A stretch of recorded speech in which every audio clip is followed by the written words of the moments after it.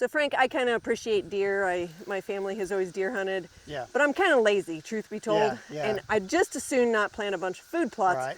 And I get to thinking about it, and I'm like, food plots haven't always been around. The Right. deer lived on the landscape somehow. So what is it that I need from a habitat standpoint? How do I make wild deer habitat specifically without a food plot? Yeah, that's a great question, and it's a question that I've heard from a lot of folks. And let's think about deer for a minute. They are browsers. They browse on a lot of woody shrubs, right? Okay. They browse on a lot of forbs. They browse on a variety of legumes, right?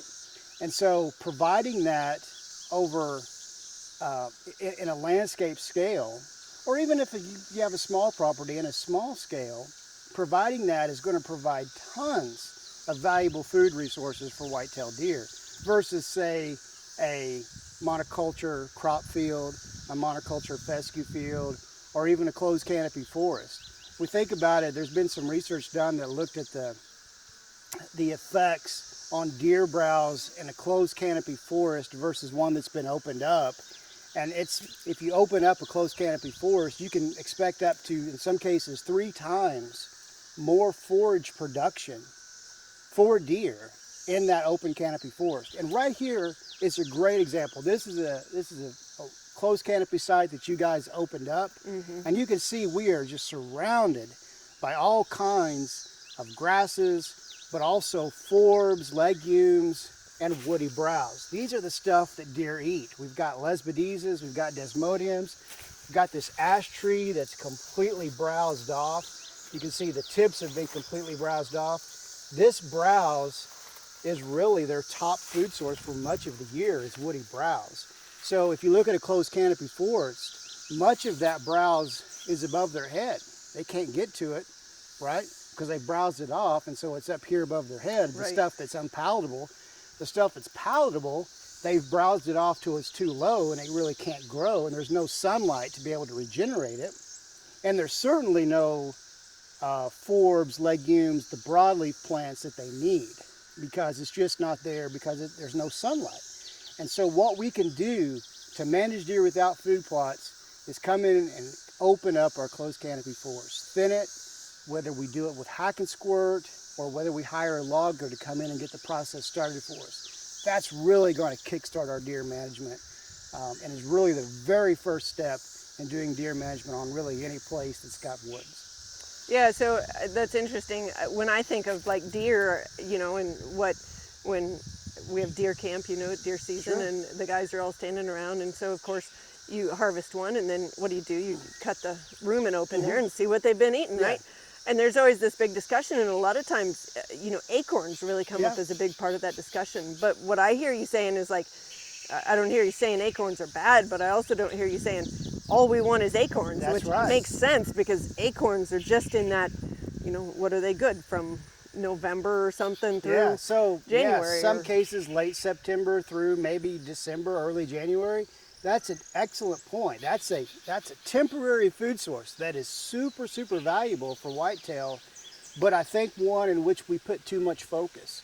We got to think about the rest of the year. What are they eating from January through spring and summer to get to where we have mass production and massed fall? That is where that is when your deer are being born. That's when they're lactating, when the fawns need the most energy, when the does, when they're lactating, certainly need the most energy. They're not getting it from acorns. And if they're in a closed canopy forest, they're having a hard time getting it anywhere. Certainly in a cool season pasture they are. Where they're getting it is from a diverse landscape of forbs, legumes, and woody browse. And I really can't stress that enough, is how important this low-growing, woody, and herbaceous vegetation is for white-tailed deer throughout the whole year.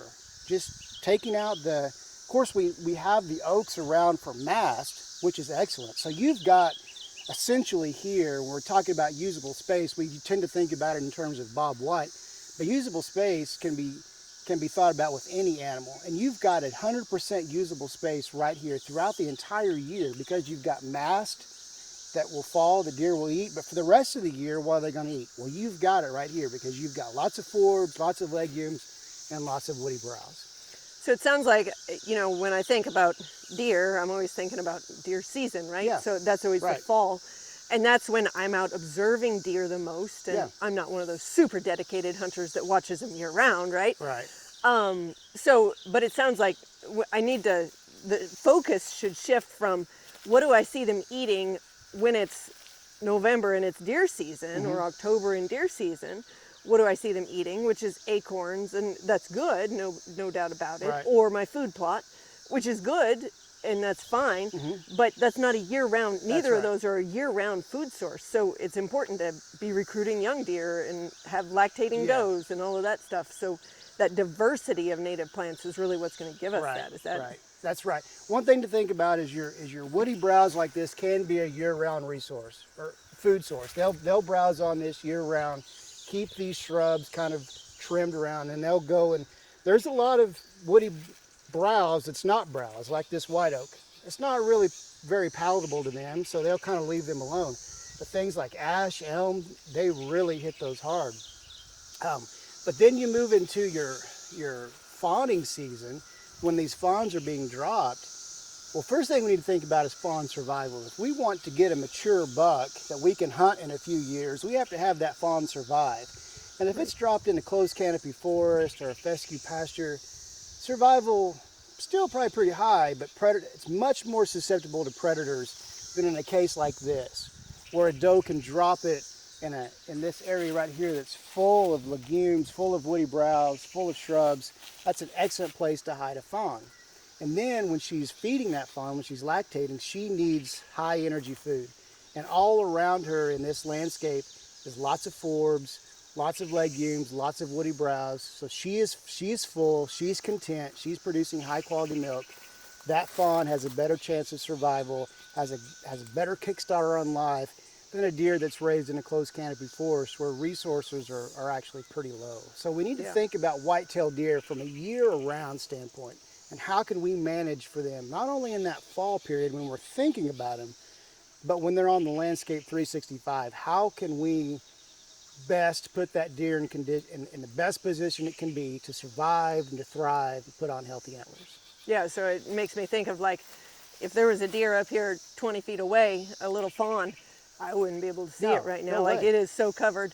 But if I think about like a closed canopy forest, and it's just, leaf litter down here at less than ankle high, and trees way up here above my head, I'm like, I could spot a little fawn quite a ways away, unless it's directly behind the tree, but you can't be always directly behind the tree. You're coming from different directions. Right. So if you can do that, a coyote can do that. Right. And in this country, black bears can do that, right? So they have a much harder time. It's kind of like finding a quail nest in a huge field of grass. It's tougher for a raccoon to do that there. Same thing here. It's tougher for predators to find them in a diverse, open canopy, woodland, savanna type situation where there's lots of canopy. And the cool thing about this is this doubles as great turkey habitat as well. So you're managing for turkeys, you're managing for deer, you're managing for that whole suite. I mean, we're hearing all kinds of woodland songbirds around us now. You're managing for that whole ecosystem just by thinning this forest, establishing some natives, putting some fire in it every now and then, and you've got it, Yeah. I'm Elizabeth with Hamilton Native Outpost, and this is Frank Loncarich with the Missouri Department of Conservation. Frank is a wildlife biologist, and the both of us have a real passion for native plants and how that matches up with our wildlife. How can we use native plants to meet the year-round needs of the deer and not just during the hunting season, not just during the fall when we're so concerned with them?